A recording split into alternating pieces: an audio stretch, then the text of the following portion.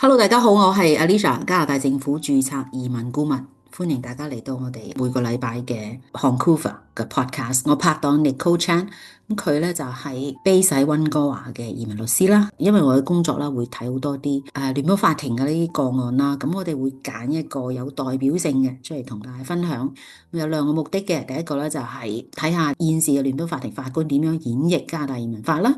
咁第二咧就係通常上得去聯邦法庭嗰啲咧都係有啲麻煩嘅，咁我哋咧就係從中就想學到嘢，咁啊目的就係為咗提高我哋客人嗰個 application 嘅嗰個成功率嘅咁樣。今個禮拜揀咗個 case 咧，就係一個 Super Visa application。Super Visa 你知道係任何嘅加拿大人咧，佢嘅 parents 或者 grandparents 祖母或者祖父母咧，或者佢嘅爹哋媽咪咧，可以幫佢申請一個長啲嘅 tourist visa 啦，叫 Super Visa 嘅。咁呢個人就係巴基斯坦人啦，佢申請個 Super Visa 咧，去加拿大咧照顧佢個仔嘅，咁咧就係 refuse 咗啦，因為個仔個身體有問題，有 medical issues，咁個 IRCC 就 refuse 咗佢個 application，唔俾佢申請，咁佢申請司法覆核，司法覆核都輸埋嘅喎，咁啊Nicole請教你點解咧？其實呢一個人咧，佢係之前係已經申請過嚟加拿大噶啦。咁佢之前咧就係 refuse 咗，因為 misrepresentation。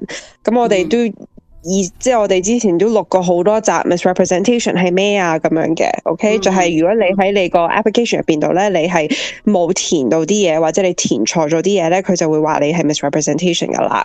咁 misrepresentation 多數咧就係5年之內唔可以申請嚟加拿大嘅。咁佢呢個申請人咧，佢就係之前即係出現咗呢樣嘢啦，咁佢就有 misrepresentation 啦，咁佢就已經等咗5年噶啦。咁呢一個 case 係5年後噶啦，佢再申請。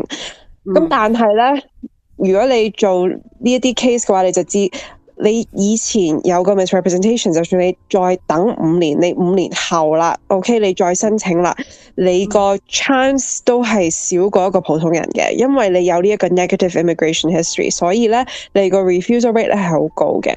咁呢個法官亦都話，即係 OK， 其實個 officer 咧都有考慮到呢一個申請人咧，佢俾晒嗰啲證據嘅 ，OK，即係佢嗰啲。即係佢個仔係有病啊！即係佢嚟加拿大係一個好 important 嘅 reason，即係佢有考慮到嘅。